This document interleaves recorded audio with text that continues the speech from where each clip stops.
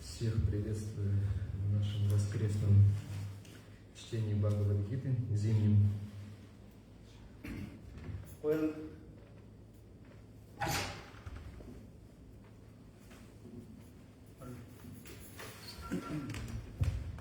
Haribol, ყველას მოგესალმებით დღევანდელ საკვირაო პროგრამაზე, სადაც Bhagavad-gita-ს ვკითხულობთ ხოლმე.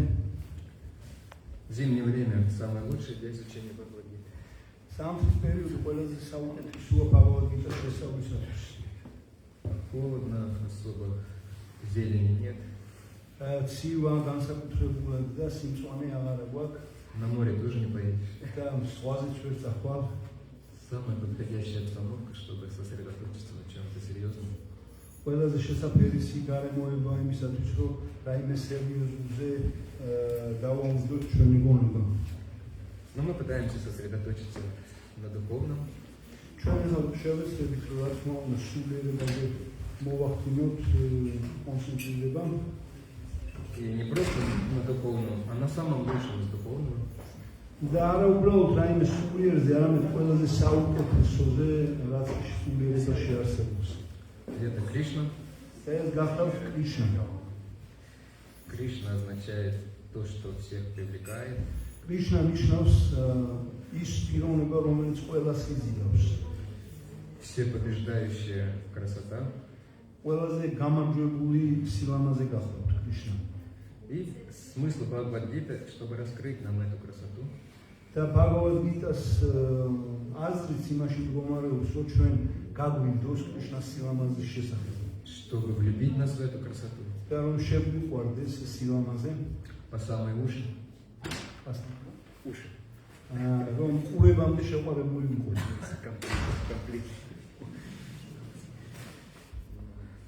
Для этого мы собираемся, для этого мы слушаем и читаем. ამისათვის ვიკრიბებით და ამისათვის ვისმენთ და ვკითხულობთ. А вовсе не потому, что так положено в этой организации. და არა იმიტომ, რომ ამ ორგანიზაციაშია ესე მიღებული. Взять большую толстую книгу. ავიღოთ ხელში დიდი სქელი წიგნი с непонятными словами. და გაუკვირველი თავებით და სიტყვებით. И отсидеть, выдержать час или два до просада. და პრასადამდე საათი თუ 2 საათი რომ მოვითმინოთ. Смысл нашей встречи в этом. ჩვენი შეხვედრის აზრი ამაში არ მდგომარეობს. Итак, сегодня мы прочитаем 26 стих из 13 главы Бхагавад-гиты. დღეს ჩვენ წავიკითხოთ მე-13 თავის 26 ლექსს, который называется «Природа, наслаждающаяся сознанием». რომელსაც ეწოდება ბუნება, მომეტარე და ცნობიერება. Название серьезное.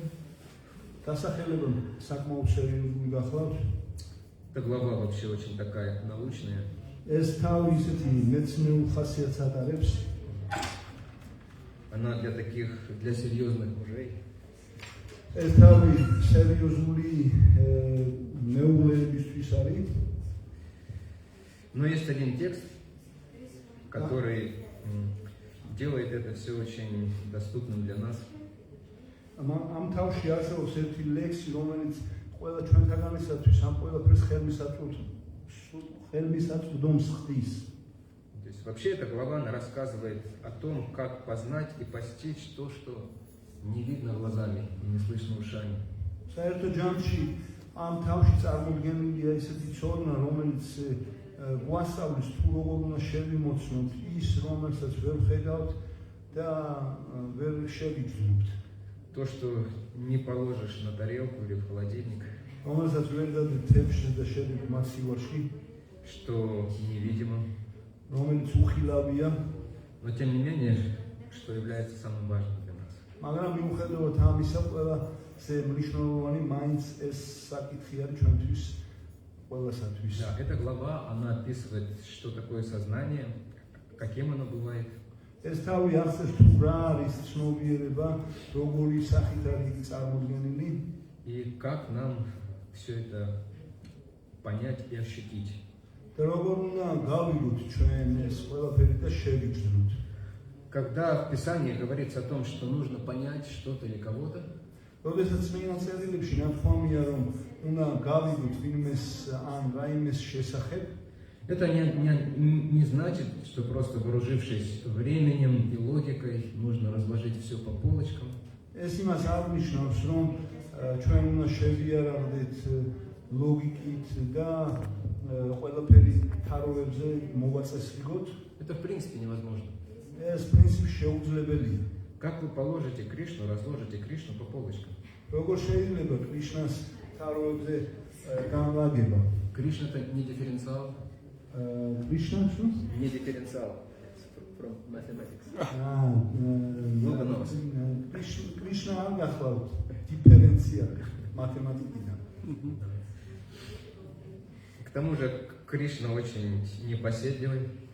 კრიშნა какой? Непоседливый. Не может в одном месте сидеть. და კრიშნა მოუსვენარი გახლავთ, ერთ ადგილზე ყოფნა არ შეუძლია. То есть его невозможно куда-то посадить, уместить. და ვერ შევძლებთ ჩვენ რომელიმე ადგილზე მის დასმას და წყნარად მოთავსებას. И когда Писания говорят о том, что нужно постичь Бога или постичь себя, და როდესაც წმინდა წერილები გვეუბნებიან, რომ თავის უნდა შევიმოცნოთ საკუთარი თავი და უფალი, они имеют в виду в первую очередь ощутить что-то внутри себя, ისინი პირველ რიგში გულისხმობენ იმ ფაქტს, რომ ჩვენ გვმართებს პირველ ригში ჩვენ შინაგან სამყაროს ჩაუბრუნავდეთ. то есть ощутить какой-то очень необычный опыт, очень яркие и глубокие чувства и эмоции. და უნდა შევიჯნოთ ისეთი განსაკუთრებული გამოცდილება და ნათელი და შეგრძნებადი გამოცდილება უნდა დაგვეუფლოს ამ ყველაფრის შედეგად. И не просто яркие и сильные эмоции, да? და არა მხოლოდ ნათელი და ძლიერი ემოციები. Чтобы ощутить яркие или сильные эмоции, вы можете там прыгнуть с тарзанки или с парашюта. ამისათვის შეიძლება ვინმე პარაშუტით გადმოხდეს, Позаниматься дайвингом, ან შეიძლება ყვინთვას მიყოს ხელი, что-то такое сделать, да? ან Необычное. რაიმე ისეთი ექსტრავაგანტული გააკეთოს არაჩვეულებრივი. Но духовная эмоция отличается еще тем, что они приносят нам полное удовлетворение, მაგრამ სულიერი ემოცია იმით განსხვავდება, რომ ჩვენ სულ კმაყოფილებას გვანიჭებს, полное счастье, სულ ბედნიერებას и они никогда нас уже не оставят, если придут к нам. და თუ ისინი დაგვეუფლება ასეთ შეგრძნებები, ისინი აღარასოდეს არ აღტოვებენ. Это называется настоящая любовь. ასეთი გახლავთ ჭეშმარიტი სიყვარულის ხასიათი. Итак, я сначала прочитаю просто предыдущий стих, 25 без комментариев. მე უბრალოდ ჯერ წავიკითხავ წინა ლექს კომენტაროთ, Чтобы нам было проще понять, о чем речь идет. რომ გაგვიადგურდეს თუ რაზე მიდის აქ საუბარი. Так, 25 стих, 25 ლექსი просто перевод через Прабхупады. უბრალოდ შილა პრაბჰუპადის თარგმანს წავიკითხავთ ახლა. Одни постигают сверхдушу в сердце, занимаясь медитацией. ერთნი საკუთარ გულში ზესხოს მედიტაციის საშუალებით შეიცნობენ. Другие с помощью философских рассуждений, а третий действуя без привязанности к плодам своего труда. ზოგი ფილოსოფიური მჟეობების დახმარებით, ზოგი კი ანგარებიანი შედეგებზე მიჯაჭვულობის გარეშე შრომით. Maharaj, Hare Krishna. Hare Krishna. Would you like to say something, Maharaj? Would you like to say something? Yes. From your permission, I try to say something. თქვენ ნებართვით მე ვიტყვი ამას აღჭაჟე გაფუნა თქვა. И теперь 26 стих. ეხა 26 ლექსზე გადავართ. Аньетвевам аджанантах шрутваньепья упасате чепи чепи тарантьева бритим шрути параянам. Некоторые же, не обладая духовным знанием, тем не менее начинают поклоняться Богу, Верховной Личности, услышав о Нем от других. Благодаря своей склонности слушать авторитетных наставников, они также разрывают круг рождения и смертей. Прочитай комментарий. Потом все сразу. Да. Комментарий. Сказанное в этом стихе в первую очередь относится к современному обществу, в котором люди практически лишены возможности получить духовное образование. Даже те, кто считают себя атеистами, агностиками или философами, по-настоящему не знают философии. Но обыкновенные люди, если они достаточно благочестивы, могут обрести духовные знания в процессе слушания. Этот метод очень важен. Господь Чайтанья, проповедовавший сознание Кришны в нашу эпоху, придавал ему огромное значение. Ибо просто внимая авторитетным наставникам, обыкновенный человек может духовно совершенствоваться. Особенно, если он, как учил Господь Чайтанья, слушает трансцендентные звуки мантры. Харе Кришна, Кришна, Кришна, Харе Харе, Харе Рама, Рама, Харе Харе. Поэтому говорится, что каждый человек должен слушать тех, кто сознал свою духовную природу, и с течением времени ему откроется все. Тогда он обязательно начнет поклоняться Верховному Господу. Господь Чайтанья говорил, что в наш век человеку, стремящемуся осознать себя, не нужно менять свое положение. Однако он должен отказаться от попыток постичь абсолютную истину с помощью философских рассуждений и научиться служить тем, кто уже постиг Верховного Господа. Если человеку посчастливится найти прибежище чистого преданного и услышать от него о науке самосознания, то, идя по стопам своего учителя, он сам со временем станет чистым преданным Господа. В этом стихе Кришна настоятельно рекомендует слушать авторитетных наставников, и это очень важно. Хотя обыкновенные люди зачастую не обладают способностями, которыми наделены те, кто мнит себя философами, с верой, внимая авторитетному наставнику, даже такие люди могут освободиться из материального плена и вернуться домой к Богу. Hare Krishna. არსებობს სულიერ ცოდნას მოკლებულნიც, რომლებიც უზენაეს პიროვნების თაყვანის ცემას იწყებენ მას შემდეგ, რაც მის შესახებ სხვათა საუბარს მოისმენენ. რა კი მათ ავტორიტეტულ მოძღვართან მოსმენის მიდრეკილება აქვთ, ისინიც გაწყვეტენ დაბადება სიკვდილის წრეს. განმარტება მის ღვთაებრივი მოწყალება აფაიჩრან Bhaktivedanta Swami Srila Prabhupādas მიერ. ეს ლექსი განსაკუთრებით თანამედროვე საზოგადოებას მიესადაგება, სადაც პრაქტიკულად არ არსებობს სულიერი განათლების მიღების შესაძლებლობა. ზოგიერთები ათეისტებად, აგნოსტიკოსებად ან ფილოსოფოსებად თვლიან თავს, მაგრამ სინამდვილეში მათ ფილოსოფია არ იციან, ხოლო ჩვეულებრივ ადამიანს თუ იგი ღვთისმოსავლია, შეუძლია მოსმენით შეიძინოს სულიერი ცოდნა. ეს მეთოდი უდიდესი მნიშვნელობის მქონეა. უფალი ჩაიტანია, რომელიც თანამედროვე სამყაროში კრიშნას ცნობიერებას გადაგებდა, განსაკუთრებით ამახვილებდა ყურადღებას ტრანსცენდენტური ბგერების მოსმენაზე. Hare Krishna მანტრაზე. Hare Krishna, Krishna Krishna, Hare Hare, Hare Rama, Rama Rama, Hare Hare. ამიტომ ნათქვამია, რომ თითოეულმა უნდა ისმინოს შეცნობილი სულებისაგან და თანდათანობით მისთვის ყველაფერი გასაგები გახდება. იგი აუცილებლად დაიწყებს უზენაესი უფლის თაყვანის ცემას. უფალმა ჩაიტანიამ თქვა, რომ ამ ეპოქაში საჭირო არ არის ადამიანმა მდგომარეობა გამოიცვალოს. საკმარისია მხოლოდ უარი თქვას ფილოსოფიური მსჯელობებით აბსოლუტური ჭეშმარიტების შეცნობის მცდელობას და ისწავლოს, როგორ გახდეს იმათი მსახური, ვინც უზენაეს უფალზე ცოდნას უკვე ფლობს. თუ კი იგი იმდენად იყვნენ აღმოჩნდება, რომ წმინდა ერთგულს შეაფარებს თავს, მოისმენს მისგან თვითშემეცნების მეცნიერების შესახებ და გაჰყვება მის ნაკვალებს, თანათანობით თავადაც წმინდა ერთგული გახდება. კრიშნა ამ ლექსში დაჟინებით გვირჩევს უსმინოთ ავტორიტეტულ დამრიგებლებს.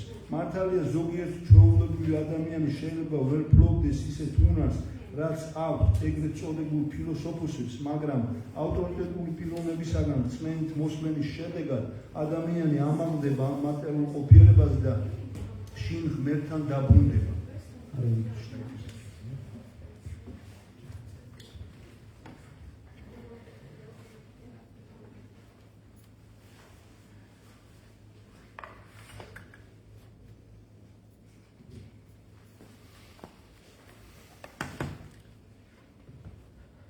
Здесь рассказывается о лучшем способе духовного развития, особенно в нашу эпоху.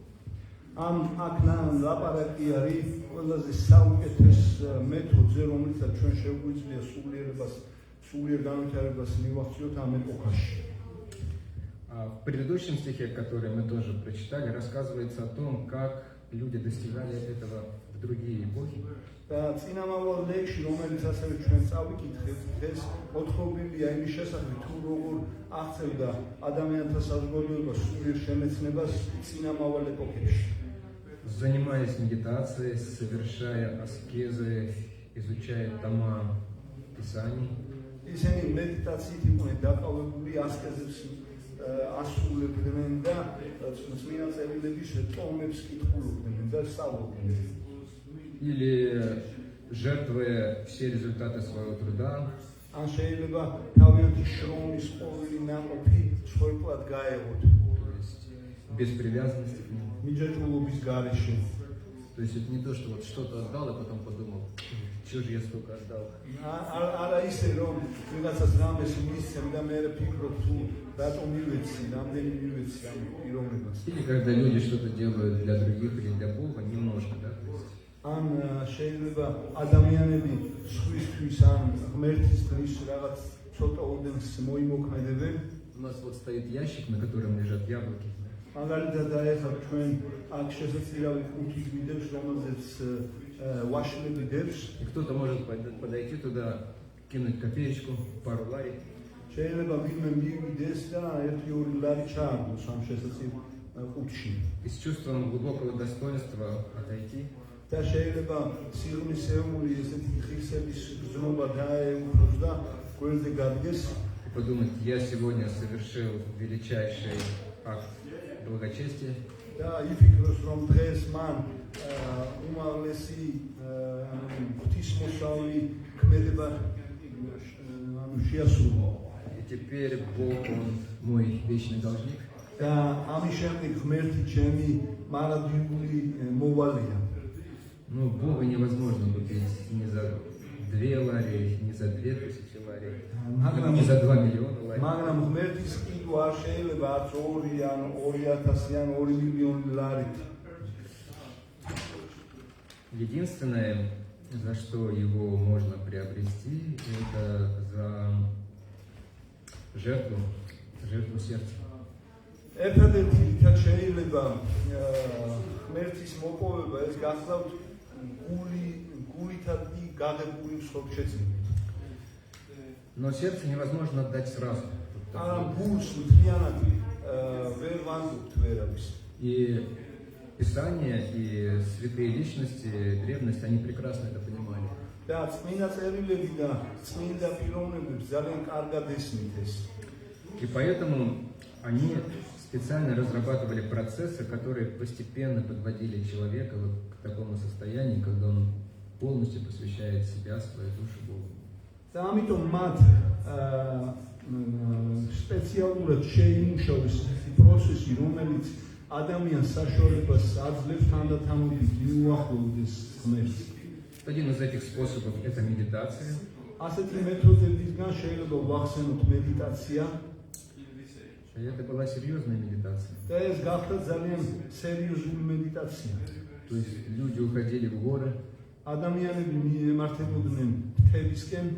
Знаете, даже без спальника и палатки, იქ არანაირი თავშესაფარი არ ჰქონდათ, без мобильного телефона, მობილური ტელეფონიც არ ჰქონდათ просто в одной набедренной повязке часто. და შეიძლება ერთი მოსასმელი ჰქონდათ, მთლიანი რაც ჰქონდათ საკუთრება. Ну, максимум, что допускалось, это оленья шкура. და რაც დაშვებული იყო, ეს გახდა მხოლოდ და მხოლოდ ირმის ტყავი. Если им удавалось где-нибудь оленя поймать. თუ მას ამის შესაძლებლობა მიეცემოდა, რომ სადმე ირემი დაეჭირა. И они погружались в медитацию на годы, десятилетия, და ისინი столетия. დანთქმული იყვნენ მედიტაციაში წლებისა და ათწლეულობის განმავლობაში. Я помню такую детскую историю, коротенькую. მე მახსოვს ერთი ბავშვი ისტორია, მოკლე ისტორია გახლავთ, Которая описывает 3 таких йогов, подвижников. რომელიც აღწერს ასეთი ხასიათის სამ იოგს. И они сидели каждый на вершине горы на соседней. და ისინი სამივე იმყოფებოდნენ მეზობელ მთებში, ჰქონდათ ანუ დადებული ბინა. И через 100 лет один из них сказал, какое сегодня солнце хорошее.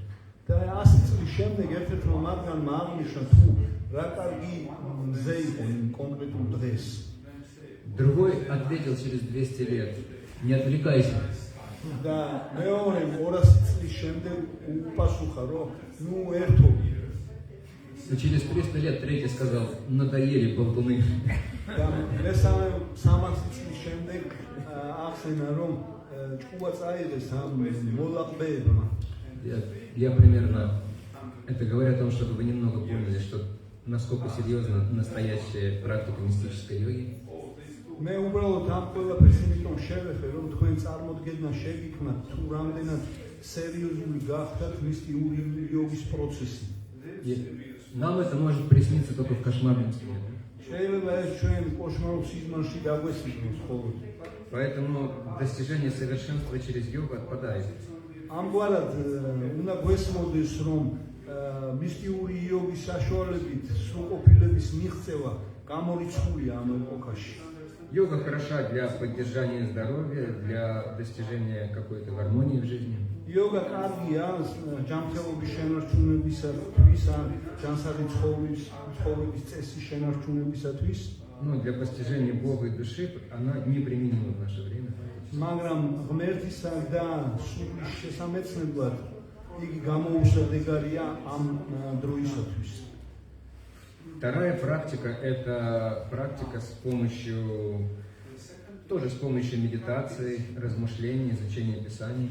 მეორე პრაქტიკა გახლავთ შემეცნების პრაქტიკა მედიტაციის საშუალებით ან განსჯის საშუალებით, Она также требует достаточно серьезного отречения. რომელიც ასევე მოითხოვს საკმაოდ სერიოზულ განდეგილობას. То есть невозможно, ходя на работу в офис, и потом возвращаясь домой, заниматься этим. და შეუძლებელია რომ ოფისში იარო ყოველდღე სამუშაოზე და ამ ყველაფრით იყო დაკავებული თან. Потому что после посещения офиса у вас будет другие размышления и другая медитация. ვინაიდან ოფისის როგორც კი ესტუმრებით მამის შემდეგ სხვა აზროვნება და განწყობა დაგეუფლებათ. И к тому же это очень скучно для нас. და ამასთანავე ეს ყველაფერი ძალიან მოსაწყენია ჩვენთვის. Вот если я попрошу, Анатолий, можешь немножко Бхагавад-гиту поизучать? ამაითა თუ გთხოვ მე ანატოლიის Лучше Максима, да? მაქსიმის შევეხვეწები, შეგიძლია რომ ცოტაოდენი ბაგავად-გიტა შეისწავლო? Максим просит, немножко это сколько? და მაქსიმი შემეკითხება, ცოტაოდენი რამდენს გულისხმობ? Ну, совсем немного, часов 12. არც თუ ისე ბევრი 12 საათის განმავლობაში. Голова Максима покроется испариной, потом. ამის შედეგად მაქსიმი გაოფნიანდება და თავი უფლით გაევსება. И он скажет, а может я лучше часов на 6 на Санкиртну скажу?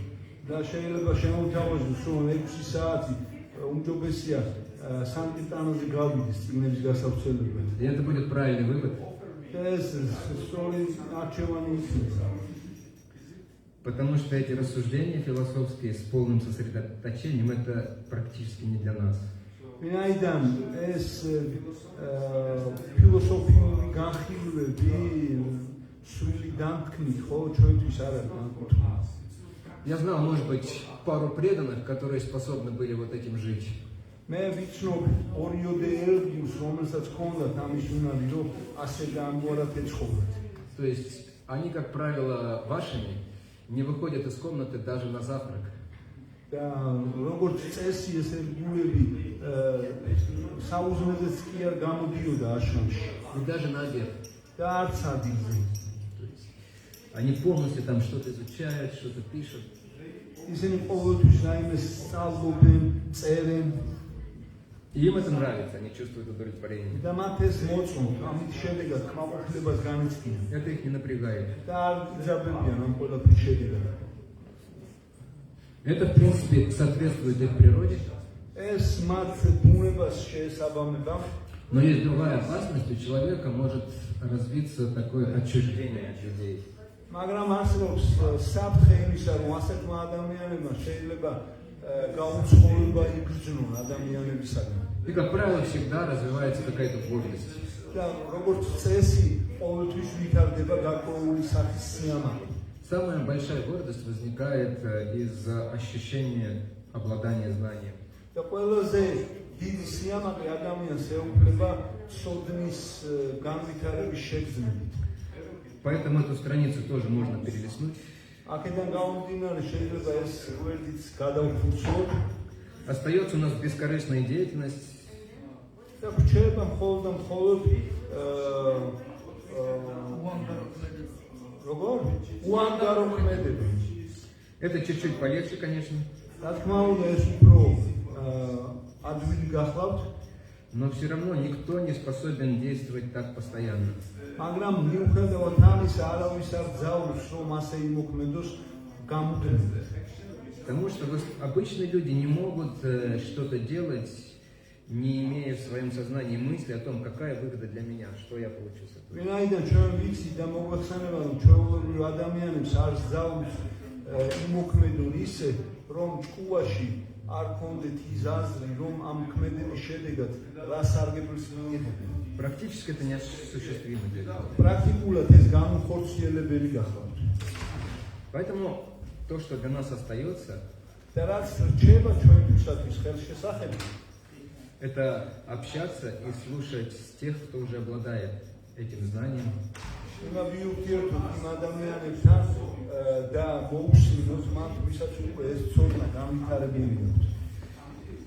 Тот, кто уже почувствовал это счастье от служения, რომელმაც უკვე შეიგრძნო ასეთი მსახურებისგან მიღებული ბედნიერება, кто уже понял, что он не принадлежит к этому миру, он предназначен для чего-то гораздо более важного. რომელმაც გააცნობია რომ ამ სამყაროს არ მიეკუთვნება და განკუთვნილია უფრო სერიოზული რამისთვის.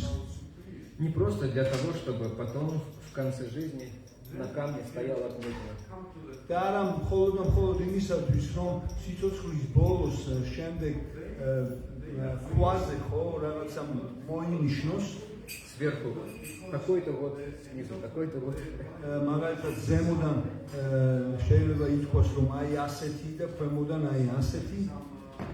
Нет, жизнь предназначена для того, чтобы понять, что такое вечность, что такое духовное счастье. არა, ჩვენ უნდა გვესმოდეს რომ ცხოვრება განკუთვნილია იმისათვის რომ გავიგეთ რა არის მარადისობა, სულიერება და სულიერი ბედნიერება. И для этого, конечно же, нужно слушать тех, кто это прочувствовал и осознал. და ამისათვის გვმართებს რომ მათ მოусმინოთ, ვინც ეს უკვე შეიგრძნო და შეიმეცნო. Очень похожий стих есть в Шримад Бхагаватам. შრიმად ბაგავატამშიც არსებობს მსგავსი ლექსი, Это молитва царицы Кунти. სადაც წარმოდგენილია დედოფალი კუნტის ლოცვები. Первая личность, которая молится на страницах Шримад Бхагаватам, это хотите верьте, хотите нет, это женщина. პირველი პიროვნება, რომელიც შრიმად ბაგავატამის ფურცლებზე არის წარმოდგენილი თავისი ლოცვებით, გინდა იჯერეთ, გინდა რა ქალბატონი გახლავთ. То есть вот эта вот гирлянда молитвы Шримад Бхагаватам доверена честь открыть царице Кунти. და შრიმად ბაგავატამის ესე რომ ვთქვათ, დამაგვირგვინებელი ლექსი წარმოდგენილი შრიმად ბაგავატამში გახლავთ კუნტი დევის მიერ წარმოქმნილი. Она обращается к Кришне, который вот-вот собирается уехать из Хастинапура, из столицы, где жили пандавы. იგი მიმართავს უფალ კრიშნას, რომელიც ეს არის ტოვებს ჰასტინაპურს და მიდის პანდავების სასახლესთან. И предчувствуя с одной стороны разлуку, с другой стороны чувство огромной благодарности Кришне. და იგი გრძნობდა რა ერთი მხრივ ძალიან დიდ მადლიერების გრძნობას კრიშნას მიმართ და მეორე მხრივ წუხდა იმის გამო რომ კრიშნა მიემართებოდა. Она начинает прославлять его. იგი იწყებს კრიშნას გამდიდებას. Вот этот стих он говорит: Тадха Парамахамсанам Мунинам Амалатманам Бхакти Йога Витханактам Катхам Пашьема Хистрия. Она говорит: о, Кришна, ты приходишь для того, чтобы донести высшую науку преданного служения. ამ ლექსში დედოფალი კუნტი ამბობს რომ ო კრიშნა შენ იმისათვის ევლინები რომ კრიშნას ცნობიერების მეცნიერება მოიტანო ჩვენამდე. До возвышенных сердец Парамахамс. იმ ამაღლებული პარამაჰამსებს ამ წმინდა სულების გულებამდე, то есть тех, кто научился отличать материю от духа, რომლებმაც ისწავლეს მატერიის სულისაგან განრჩევა. до сердец великих мудрецов, და იმ ბრძენთა გულებამდე, и до сердец тех, кто полностью очистился от каких-то материальных желаний. და იმ პიროვნებების გულებამდე, რომლებიც ყოველგვარი მატერიული სულისაგან განიცდიან. Амалатманам, ამალატმანა, то есть полностью чистый. რომელიც გულისხმობს სრულიად სუფთას. И она говорит: что же должны делать мы, женщины, в этом случае? Как нам понять тебя?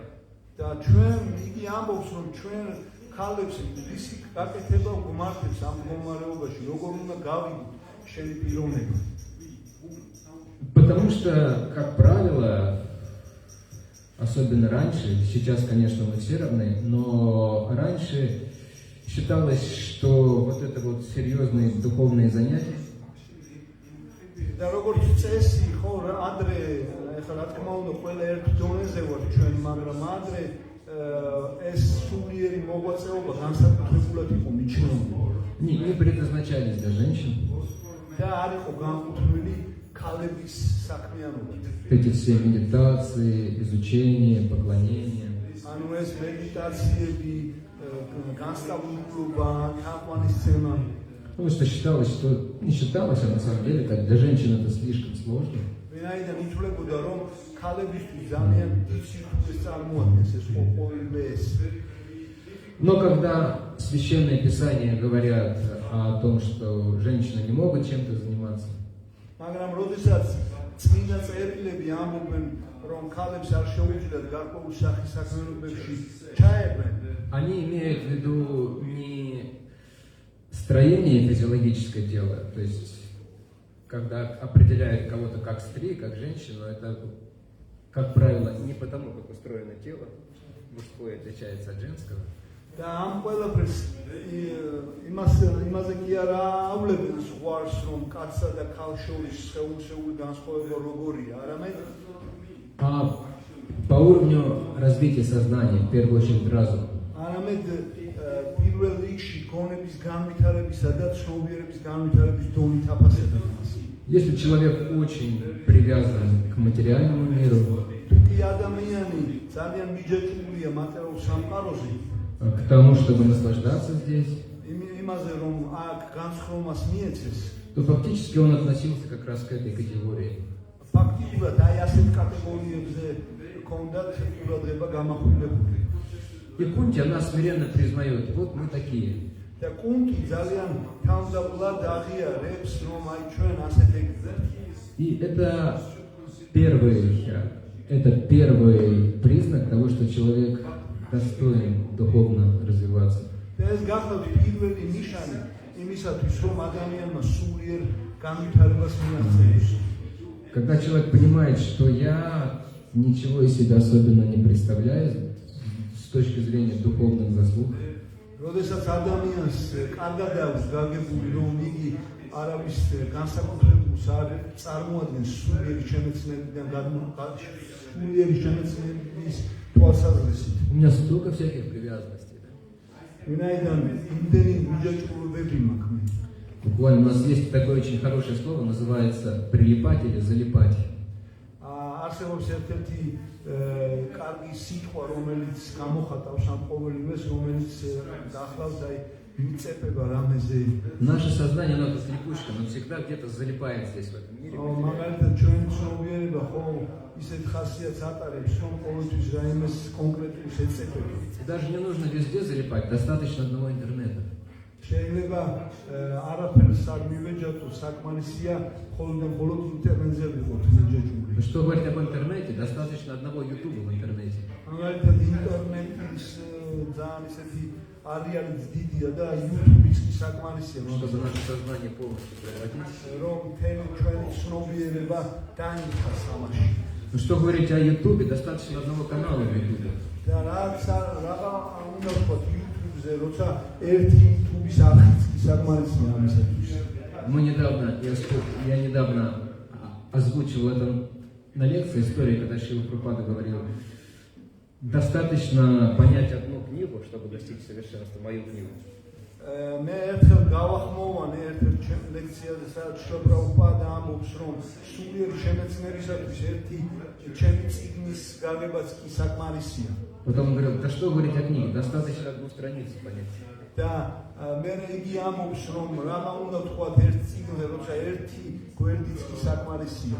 Да даже одной строчки достаточно понять, чтобы достичь და совершенства. ერთი წინადებაც კი საკმარისია, რომ სრულყოფილებას მივახციოთ. К сожалению, в другую сторону тоже работает. Достаточно только немножко прилипнуть к чему-то, к одному каналу в YouTube или где-то еще. და სამწუხაროდ ეს ყველაფერი ეს ყველაფერი საპირისპიროდაც მუშაობს, რომ საკმარისია, რომ ერთ-ერთ ახს მივეჯატოთ YouTube каналზე. Чтобы полностью погрузиться в материю, в материальное сознание. რომ სრულიად დავინახოთ მატერიაში და მატერიალურ ცნობიერებაში. И у нас у всех есть какие-то места, которые нас очень сильно держат, отвлекают нас. და ჩვენ ყველა ჩვენთაგან საქვს ისეთი ადგილები, რომელიც გარკვეულწილად გვაჯაჭვებს და ყურადღებას იქცევს. И именно поэтому нам очень сложно практиковать, как правило, что-то духовное, особенно сознание Кришны. ამიტომ ძალიან რთულია ჩვენთვის, რომ რაიმე სულიერ პრაქტიკას მივყოთ ხელი და განსაკუთრებით კი კრიშნას ცნობიერებას. Потому что иначе мы бы были бы сейчас все счастливыми, чистыми, преданными. მეაიდან სხვაგვარად ხო ჩვენ ყველანი აქ წინერგულები ვიქნებოდი და ძალიან დიდ ბედნიერებას გამიცდით. Мы бы здесь не ходили, а танцевали над полом. შეიძლება აქ კი არ გვევლო, არამედ მიწას ჰაერში გვეცეკვა. Потому что в сознании Кришны оно все очень красивое, очень такое изящное, очень чистое. მეაიდან კრიშნას ცნობიერებაში ყველა წელი ლამაზია, განსაკუთრებული და სუფთა. Однажды Шрила Прабхупада разговаривал с одним ученым, ერთხელ შრილა პრაბჰუპადა სწავლობს ესაუბრებოდა. и он объяснял ему преимущество сознания Кришны, о том, что это разумно заниматься сознанием Кришны. და იგი უხსნიდა კრიშნას ცნობიერების უპირატესობას და ეუბნებოდა, რომ ძალიან გონივრული გახლავთ, რომ კრიშნას ცნობიერებაში იყოს ადამიანი ჩართული. Он говорил, что вот мы ведем очень чистую жизнь, мы избегаем вот этих грехов, наркотиков и всего прочего. Это же хорошо. პრაბჰუპადა ეუბნებოდა, რომ აგერ ჩვენ სუფთა ცხოვრების წესს ვეწევით, თავს ვარიდებთ ნარკოტიკებს და ცოდვი ცხოვრების წესს. Ученый говорил, да, хорошо. და ეს სწავლულიც ეთანხმებოდა, რომ კი კარგია. У нас очень хорошая, чистая пища. ჩვენ ძალიან კარგი სუფთა საკვები გვაქვს. Это тоже хорошо. ესაც ძალიან კარგია. Мы поем и танцуем. Музыка очень красивая. ჩვენ ვცეკვავთ და ვგალობთ, მუსიკაც ძალიან ისეთი ლამაზია.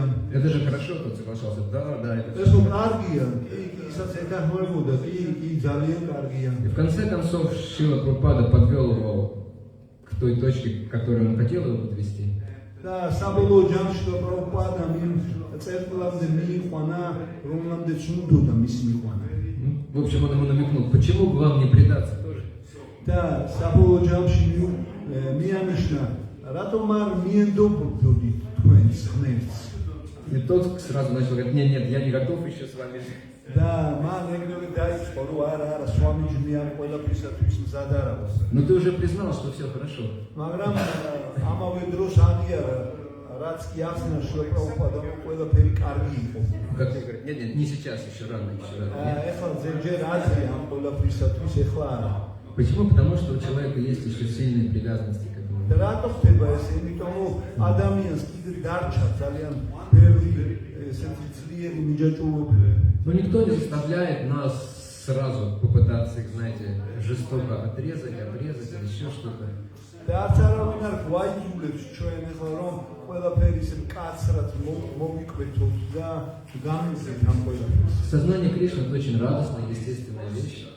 Кришнას ცნობიერება ეს სიხარულით აღსავსე და უმებრივი რამ გახლავთ. Начинается она с того, что мы поем Харе Кришна, და იმით мы танцуем. იმით იწყება რომ ჩვენ ჰარე კრიშნას გავლობთ და ცეკვავთ. И мы слушаем преданных, которые рассказывают о Кришне, о преданном служении. და უსმენთ მერყულებს, რომლებიც კრიშნას შესახებ მოგვითხრობენ და ერთ მსახურების შესახებ მოგვითხრობენ. И что постепенно начинает у нас происходить? Постепенно мы начинаем испытывать вот это вот очищение и радость от этого. და თანდათანობით რაც ხდება ჩვენ თავს ხდება ის რომ ნელა გრძნობთ როგორ ვიცინდები და ამ ყველაფრისაგან სიხარული გვეუბნება. Первая вещь, конечно, которая нужна, как на примере царицы Кунти, это в общем признать, что мне нужна помощь. პირველი რაც მართებს ადამიანს როგორც დედოფალი ვიჯის მაგალითი იყო მოყვანილი რომ ადამიანმა გაიგოს რომ მას დახმარება ჭირდება. С духовной точки зрения у меня незавидное положение. სულიერი გადმოსახედიდან არც თუ ისე სასიკეთო მდგომარეობა მიკავია. Шакти, Вихихина, Аня Дидина говорит, Нароттам Дас Такур поет в баджане Кора Нори Адмасадха. У меня нет шакти, нет сил, у меня нет разума, и я беспомощен. და ნაროტამ დასტაკურ ამ სიმღერაში თავის ბაჯანში მღერის რომ მე არც შაქტი მაქვს, არც ძალა მაქვს სულიერი და არც საკმარისი გონიერება მახასიათებს. Когда человек вот с таким сознанием приходит в общество преданных, то он очень внимателен ко всему и очень ценит то, что он получает здесь. და როდესაც პიროვნება კრიშნას ცნობიერებას ასეთი განწყობით უერთდება, იგი ძალიან ყველაფერს ყურადღებით ისმის. Спустя какое-то время иногда мы расслабляемся. რა თქმა უნდა, გარკვეული დროის შემდეგ ხო ჩვენ ცოტა შერეული ცნობიერება გვეუფლება. И на самом деле, что такое святое имя? და რა არის სინამდვილეში წმინდა სახელი? Это спасательный круг. ეს გახლავთ წრე. Если кто-то тонет и мимо проплывает что-то там, бревно или еще что-то, то человек, как он за него схватится? ვინმე თუ იხჯობა და მის გვერდზე უეცრად მორი ჩაივლის ან რაიმე რაზეც შეუძლია რომ ხელი მოჭიდოს, რასაკეთებს ის? Он не будет зевать, он схватится сразу и будет крепко держаться. ის არ დაიწყებს ოჭოფობას, ის არგება და ეგრევე ჩაებღაუჭობა. Он повторяет, будет Харе Кришна мантру, как здесь Татпуруша Прабху повторяет. Харе Кришна, Харе Кришна, Кришна, Кришна, Харе Харе. იგი დაიწყებს Харе Кришна მამაის გამეორებას, როგორც Татпуруша Прабху გალობს. Он не будет повторять так: Харе Кришна, Харе Кришна, Кришна, Кришна, Харе Харе. იგი ასე არ გაიმეორებს Харе Кришна მამაдрас. Я вспомнил одну историю, которая очень хорошо иллюстрирует, каково должно быть наше отношение к духовной практике. მე ერთი ისტორია გამახსენდა, რომელიც ძალიან კარგად წარმოგვიჩენს თუ როგორ უნდა იყოს ჩვენი განწყობა სულიერი პრაქტიკის მიმართ. Мне рассказал один из моих самых близких друзей. რომელიც მე მომიყვა ჩემმა უახლოესმა მეგობარმა. Эта история произошла в самом начале 90-х годов. ეს ამ ისტორიას ადგილი ჰქონდა 90-იანი წლების დასაწყისში. В то время преданные в России и везде, по всей территории СНГ, по всем странам, где мы сейчас находимся, распространяли огромное количество книг. იმ დროს ერგულები და განსაკუთრებით საბჭოთა კავშირის ყოფის ტერიტორიაზე ყველგან წიგნებს ავსებდნენ. И особенно хорошо книги брали в Сибири. და განსაკუთრებით წიგნებს კარგად იღებდნენ ციმბირში. Потому что жизнь там была непростая, аскетичная. ვინაიდან ცხოვრება იქ არც თუ ისე იოლი იყო და ასკეტიკობით ხასიათდებოდა. Поэтому люди особенно интересовались такими необычными вещами. ამიტომ ხალხი ძალიან დაინტერესებული იყო ასეთი განსაკუთრებული საკითხებით. К тому же там нефть и газ, у людей было много денег. და ამასთან ერთად იქ ხალხს ძალიან დიდი ფული ჰქონდათ ნავთობისა და გაზის საფუძველზე. И вот мой друг в то время он был водителем одного из самых мощных и успешных распространителей книг. და ამ დროს ჩემი მეგობარი გახდათ მძღოლი ერთ-ერთი ყველაზე ძლევამოსილი და ესეთი წიგნების გამავრცელებელი პიროვნებას ატარებდა. Это была зима, декабрь, марафон Шрилы Прабхупады. ეს გახდა დეკემბერი შრილა პრაბჰუპადის მარათონი მიდიოდა. Это была Тюменская область. გახდა თიუმენის области ხარე. Я вчера наблюдал, вчера чуть-чуть приморозил, и преданные вот так вот бегают, так что-то холодно, холодно. მე გუში ვაკვირდებოდი, რომ ცოტა ყინვამ დასხო გუში და ერთგულები ძალიან შესაძლებელი იყო. Минус 3 градуса, это же холодно. -3 температура, ესეთი სიმ температура გახდა რა. Там по ночам, я сам там жил какое-то время, по ночам там может быть -40, -45. და მე რაღაც გარკვეული დროის განმავლობაში ცხოვრობდი და ღამღამობით -40 იყო. Если рукой дотронешься до металла, თუ დიდი то все, вместе с кожей. კინას შეეხელოდი, მაშინ всё კანსა აცლიდა. И они весь день распространяли книги. და ისინი ყოველი დღე წიგნებს ავრცელებდნენ. И они не хотели терять следующий день на переезд. Им нужно было из одного города в другой переехать. და მათ ერთი დღე ეხარჯებოდა ისათვის, რომ ერთი ქალაქიდან მეორეში გადასულიყვნენ და აბრუნდებოდეს. И там, в Сибири, в Тюменской области, в том месте, расстояние между ближайшими населенными пунктами километров 200.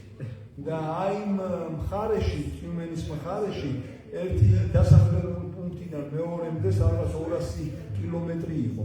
И вот они поехали ночью. და ისინი ღამესაც დაადგნენ გზას. И посреди дороги, где-то на трассе, და შუა გზაზე ტრასაზე полная темнота, никого ничего нет кругом. სული სიბნელე იყო, წყლიანი იყო. Их машину занесло. და მანქანა მოაცურა. И они улетели в кювет, в снег. და ისინი გაფრინდნენ ესე თოვლში. Это Тюменская область, зима, 2-метровые сугробы. და იქ თიუმენის მხარეში, ზამთარში 2 მეტრიანი თოვლის ნადები იცის. -40 на улице. 40 გახლავს ქუჩაში. Что делать? И по этой дороге ночью никто почти не ездит. და ამ გზაზე ღამღამობით თითქმის არავინ არ მოგზაურობს. А если ездит, то в основном грузовые машины, такие большие. და თუ კი ვინმე მოგზაურობს, მხოლოდ და მხოლოდ ისეთი სათვირთო ძალიან დიდი მანქანები დადიან. И они не останавливаются. და ისინი არ ჩერდებიან. И они поняли, что у них шансов немного. და ისინი მიხვდნენ, რომ მათ ასო ისე ბევრი დიდი შანსი ჰქონდათ. Они, конечно, стали повторять Харе Кришна. და მათ დაიწყეს ჰარე კრიშნა მანტრის გამეორება. Это было очень искреннее Харе Кришна. და ძალიან მშვენიერ წარმოგიდგენილი ჰარე კრიშნა გახდა.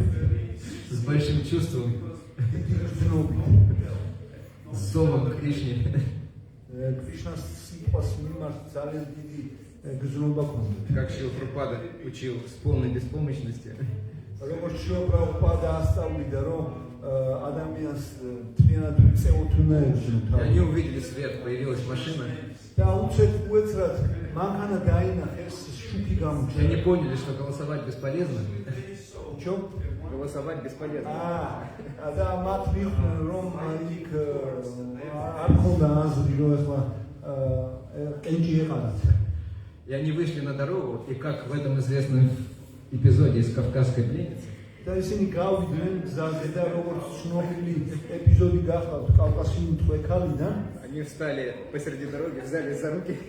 ისინი შუა გზაზე დადგნენ, ერთმანეთს ხელები ჩაჭიდნენ და პირველად გადაიწერეს. И машина остановилась. და მანქანა გაჩერდა. И они сказали ему: слушай, мужик, помоги их выдерни из сугроба. და მათ უთხრეს, რომ გთხოვ იქნება დაგვეხმარო და იქნება თოვლიდან გამოგვაყვანოს მანქანა. И он их вытащил из сугроба с помощью троса. და მან ასე თუ ისე დაეხმარა მათ და გამოათრია ეს მანქანა დროშის დახმარებით. Сказал, больше я вам ничем помочь не могу и поехал.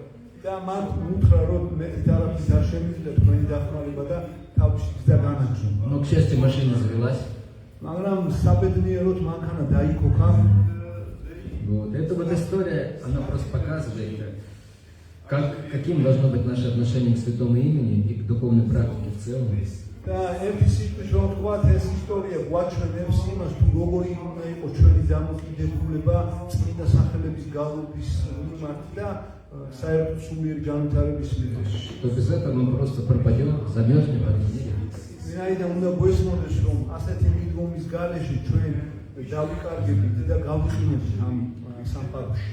И когда мы слушаем преданных, мы получаем это понимание, это настроение. და როდესაც ჩვენ ვისმენთ ერთგულებისაგან ასეთი განწყობა, გვეუფლება და ასეთი შემეცნება მოდის თავისთავად. Но гораздо больше, что мы получаем, это вкус к служению. და უფრო მეტიც ჩვენ გვეუფლება და შევიძნობთ მსახურების გემოს. Потому что преданные рассказывают о Кришне, об отношениях преданных к Кришне, они рассказывают с очень большим вкусом. ვინაიდან ერთგულები კრიშნაზე როდესაც მოგვითხრობენ, ისინი ძალიან დიდ გემოს დებენ ამ У ყველაფერში. нас в какой-то момент появляется желание, можешь попробовать. და ხან შეიძლება რომელიღაცა მომენტში ხო სული აღვეძრას, რომ ხوار цадовец. Дайнанда Махарадж сегодня рассказывал, как эта эволюция происходила у первых учеников Прабхупады в Нью-Йорке. დაინანდა სვამი მაჰარაჯი დღეს ხვებოდა თუ როგორ ხდებოდა ასეთი როგორ ქონდა ასეთი ევოლუციას ადგილი იმ ერთგულებს შორის რომლებიც ნიუ-იორკში ბინადრობდნენ. Эти молодые ребята, хиппи, они просто приходили в основном покушать и попеть. ახალგაზრდა ბიჭები, განსაკუთრებით ხიპები, უმრავლესობა მათგანი მოდიოდნენ პროგრამაზე მხოლოდ და მხოლოდ საკვებად. Немножко слушали также лекцию, наверное, иногда. Прабхупада не говорил тогда долго. მაშინ ცოტაოდენ ლექციასაც ისმენდნენ, მაგრამ შილა პრაბჰუპადა ძალიან დიდხანს არ საუბრობდა.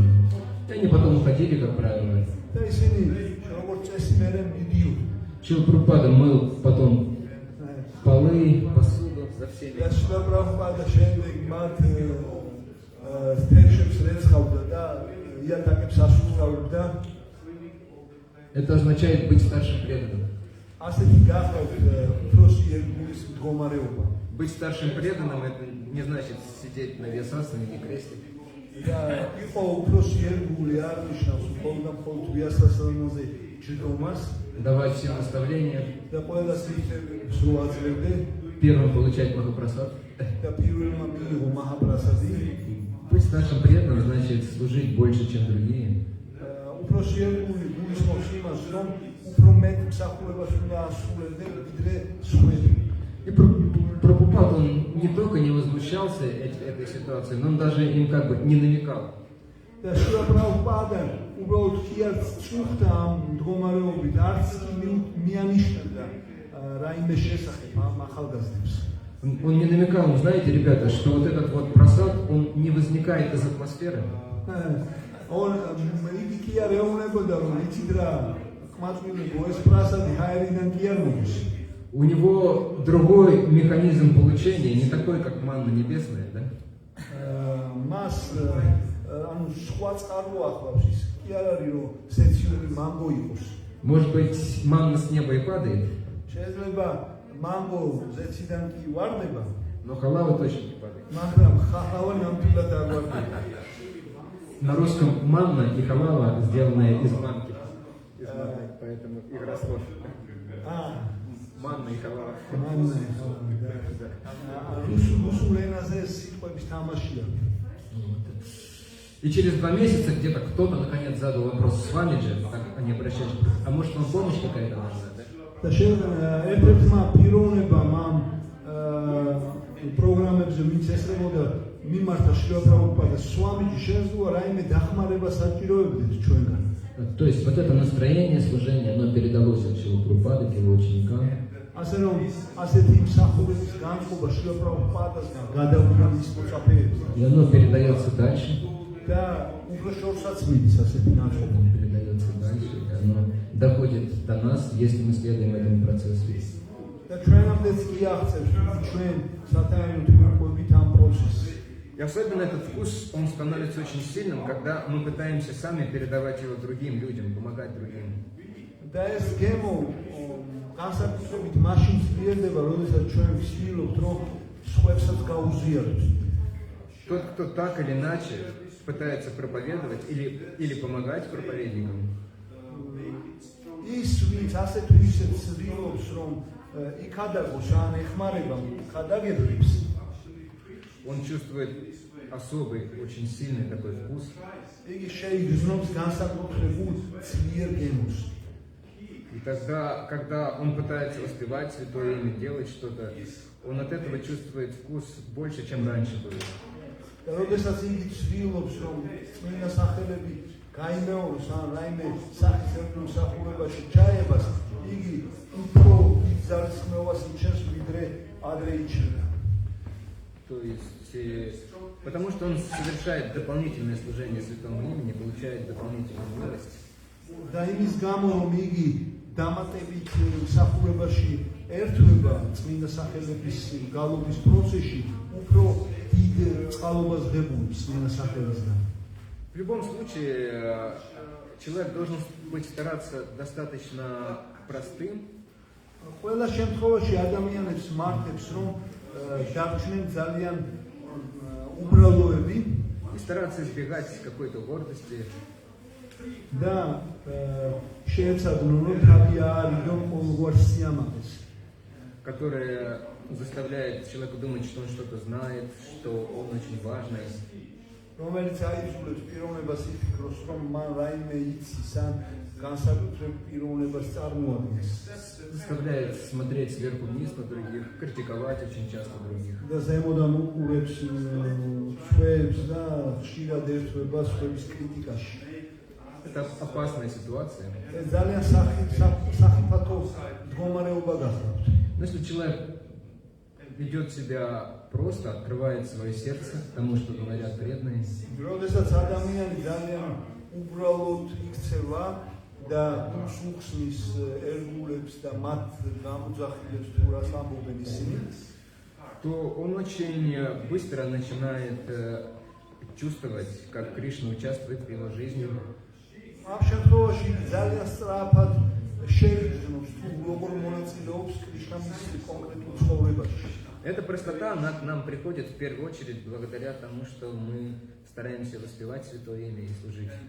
ასეთი უბრალოება ადამიანს პირველ რიგში იმით ეუფლება, რომ იგი ცდილობს, რომ ერთგული მსახურების პროცესში იყოს ჩართული და მეცნიერა სახელები იგალოს.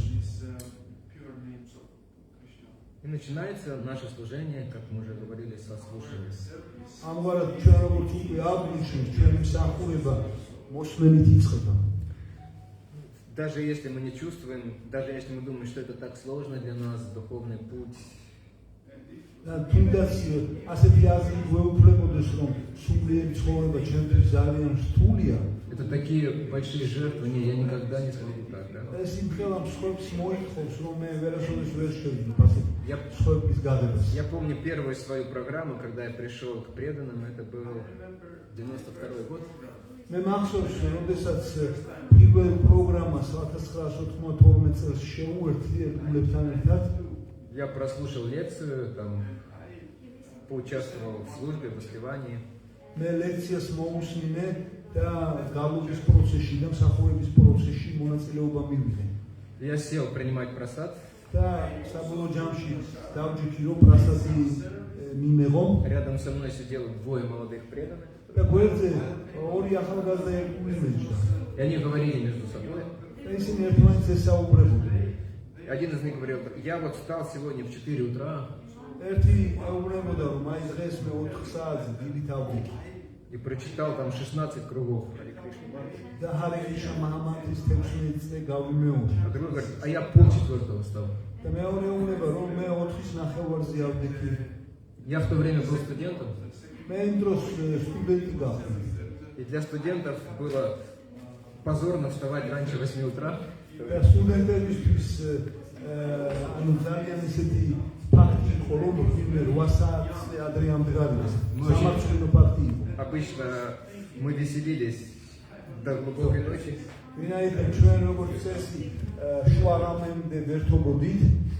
Единственное, что могло побудить меня встать пораньше, ერთადერთი რაც კი გამამხნევებდა რომ ადრე ამდგარიყავ. это то, что институтская столовая могла закрыться. გახდათ ის ფაქტი, რომ ის სანაპირო შეიძლება დაკეთილი დამხვედრობა. И когда я это услышал, особенно когда я услышал про 16 кругов, და როდესაც მე ეს მოვისმინე, განსაკუთრებით 16 წლის გამეორების შესახებ, я подумал, ну, конечно, это хорошо, то, что здесь происходит, но я так никогда не смогу. მე ვიფიქრე, რომ კარგია, რაც ხალხს ხდება, მაგრამ მე პირადად ამას ვერასოდეს ვერ შევძლებ. Я даже помню, на этой программе не смог доесть тарелку с просадом. მე მახსოვს, რომ ამ პროგრამაზე ერთი თებში პრასადიც კი ვერ დავამთავრე. Я подумал, как можно так есть много, я так никогда не смогу. მე ვფიქრობ, რომ როგორ შეიძლება ამდენის ჭამა, მე ამას ვერასოდეს ვერ შევძლებ. Но через неделю я уже успевал 16 кругов каждый день. მაგრამ ერთი თვის შემდეგ 16 წელს ვიმეორებდი ყოველ დღე. Вставал в 4 утра დგებოდი 4 საათზე დილით и за просадом просил добавку. და პრასადზე დამატებას ვითხოვდი. Так что процесс работает. ასე რომ პროცესი მუშაობს. Сколько вопросов с глубоким реале. ხო მუშაობს უბრალოდ პროცესი. ნამდვილად. Так что нам просто нужно приходить регулярно общаться с преданными. ამგვარად ჩვენ რაც გუმართებს არის ის რომ რეგულარულად ვიაროთ და ერთგულებთან ურთიერთობა ვიქონიოთ. Спрашивать, чем я могу помочь, может быть, какое-то служение есть. და კითხოთ მათ თუ შეგვიძლია მათი დახმარება და რაიმე მსახურებაში ყოველ ჩაგვთავდნენ. Стараться воспевать святые имена, по крайней мере, на киртане в начале. უნდა შევეცადოთ წმინდა სახელებში გავიმეოროთ სიმცირე კირტანზე მაინც. Потом на четках. მერე უკვე ჯაფაზეც. В общем, и тогда нам будет открываться красота духовной жизни, глубина духовной жизни. და ამ შემთხვევაში ჩვენ გაგვეცნება სულიერი ცხოვრების სილამაზე და სიღრმე. Привлекательность преданных и Кришны. და კრიშნასადმი და ერთგულებისადმი მიჯაჭვობა გაგვინვითარდება. Харе Кришна. ჰარე კრიშნა. Может быть, есть вопрос, дополнение? Вы сказали, что пришли на первую программу, подумали, что не сможете, а через неделю смогли. А что вот за эту неделю произошло? თქვენ ახსენეთ რომ მოხვედით პროგრამაზე და ფიქრობთ რომ ვერ შეძლებთ, მაგრამ ერთი კვირის შემდეგ 16 წელს კითხულობდი და შეგიძლიათ გაგვიგდოთ თუ რა მოხდა ამ ერთი კვირის განმავლობაში? Двойная тайна. ეს საიმნო ანუ სამხედრო საიმნოება გახდა. Подходи отдельно за небольшое пожертвование. თუ ძალკე მოხვარ გარკვეული შესაძლების საფუძველზე გაგიმი. А что произошло, если серьезно? თუ სერიოზულად მიუდგებით ამ საკითხს, Я пошел с программы, მე წავედი ამ პროგრამიდან. и я подумал, ну, 16 кругов я никогда не могу повторять.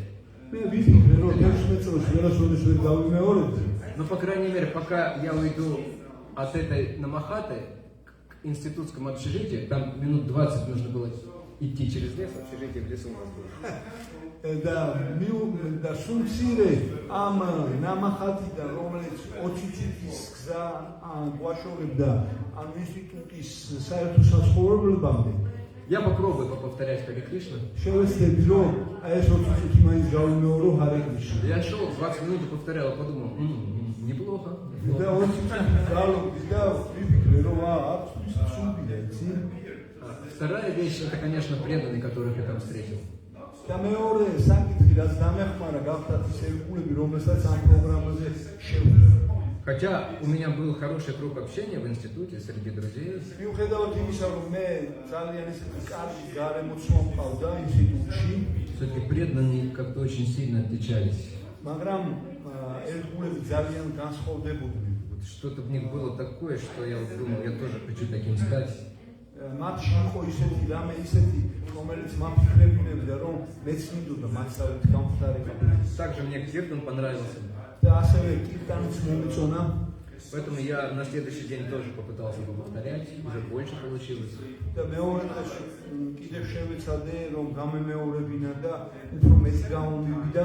Ну и Кришна, конечно, давал еще определенные ощущения, такие, такой какой-то легкости, уходил в страх, всякие беспокойства. და ამასთანავე კრიშნა იძლეოდა ისეთ შეგრძნებებს, როგორც არის სიმსუბუქე, შიში გამქრა.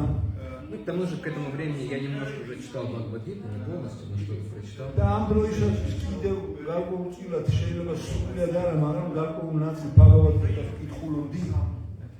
Тоже это нравилось. და ესაც ძალიან მომწონდა. Таким образом, по крайней мере, до этого уровня достаточно быстро удалось подняться. და ძალიან სწრაფად მომიხერხდა, რომ აი ამ დონემდე ავსულიყავი, რომ თქვა 16 წელი გამომეორებინა წმინდა სახელების. Господь Чайтанья говорил,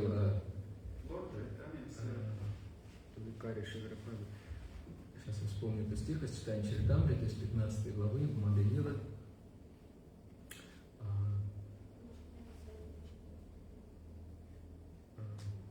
Вайшнава Сева, Нама Санкиртана, Дуи Кари Шивра Паби, Шри Кришна Чарана. Воспевай святое имя и служи вайшнавам, делай это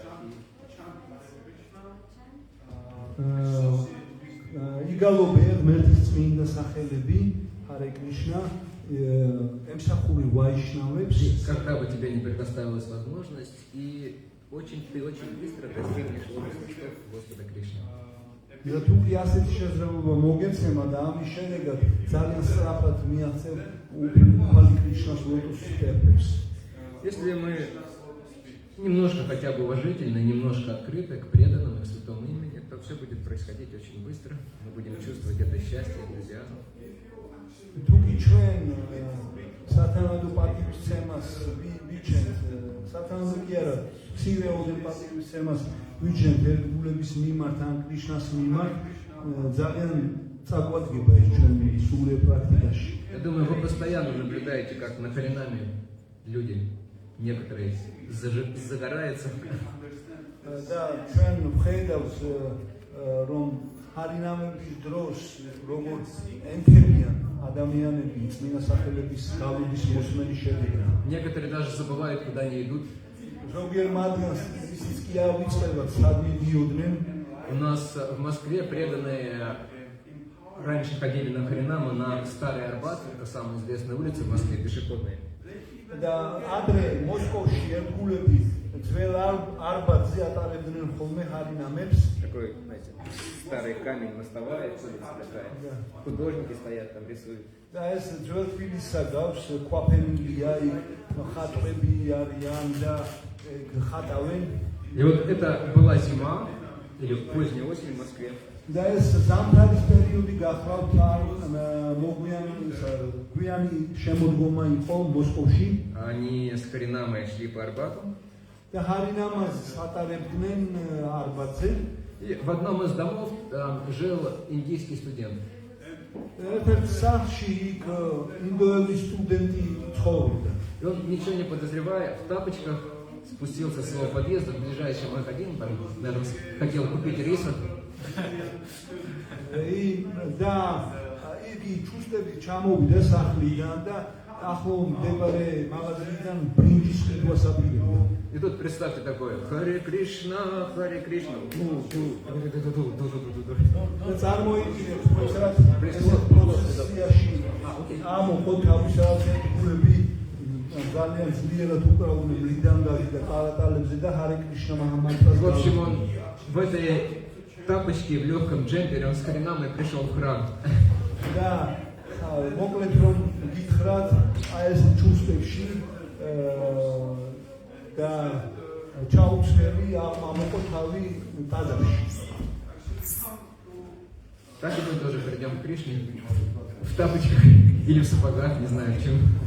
ამგვარად ჩვენ შეიძლება ამოვყოთ თავი კრიშნასთან ჩუსტებში ან ჩექმებში ან მაგრამ ამოვყოთ. Единственное, что нам нужно оставить, Это ложное эго.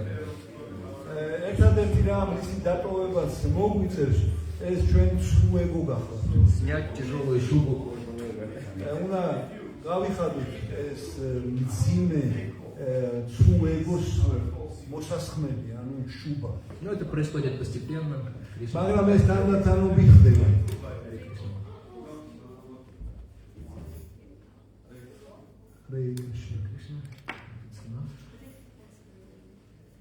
Думаю, что, наверное, на этом можно закончить. მე ვფიქრობ, რომ ამაზე შეიძლება დავასრულოთ. Еще очень хорошая возможность сейчас получить дополнительную милость Святого Имени, Шрилы Прабхупады. და არსებობს იმისი ნათელი შესაძლებლობა, რომ კრიშნას განსაკუთრებული წყალობა მოვიპოვოთ. Это взять с собой какие-то книги Шрилы Прабхупады, может быть, для своих друзей, для знакомых, или для себя.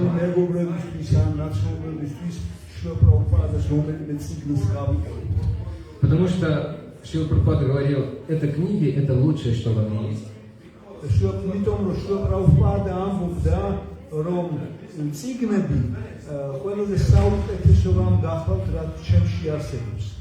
То есть там милость Шрилы Прабхупады, она в концентрированной форме. ვინაიდან შრილა პრაბჰუპადის წყალობა კონცენტრირებული სახით არის წარმოდგენილი მის წიგნებში. Если так или иначе мы соприкасаемся с этими книгами, ასე თუ ისე თუ გვიწევს შრილა პრაბჰუპადის წიგნებთან შეხებაში მოვიდეთ, читаем их, слушаем их или распространяем их, дарим их, ვკითხულობთ, უსმენთ, ვახცელებთ თუ ჩუქნით ვინმეს, то мы получаем очень большие бонусы в духовной жизни.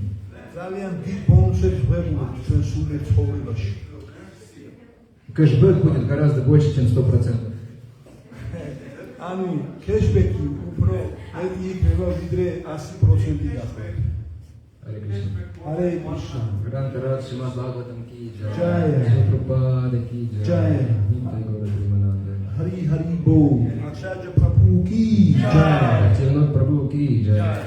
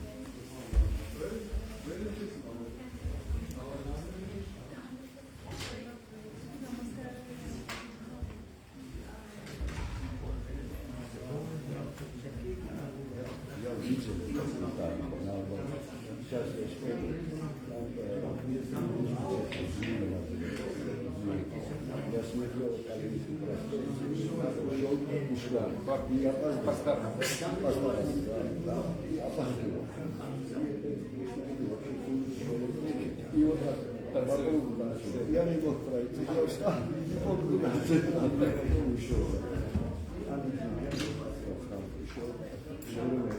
Как он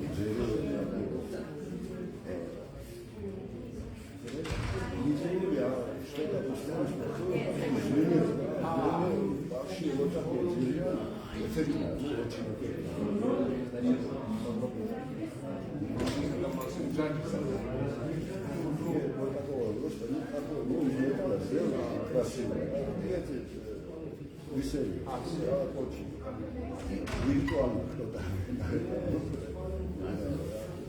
Сейчас пользуются, 90%. Да, тогда мы все наверное, что это Я, кстати, тоже первый раз перед нами увидел переходы, да, как раз от метро Арбатский переход до Старой Арбат, они там походили что-то там. Я считаю, и там будет на этой улице как это Рим. Я почему опоздал? Потому что все время смотрели интересно. Значит, что показывает, ну, ладно, перекрыли, что мне осталось делать.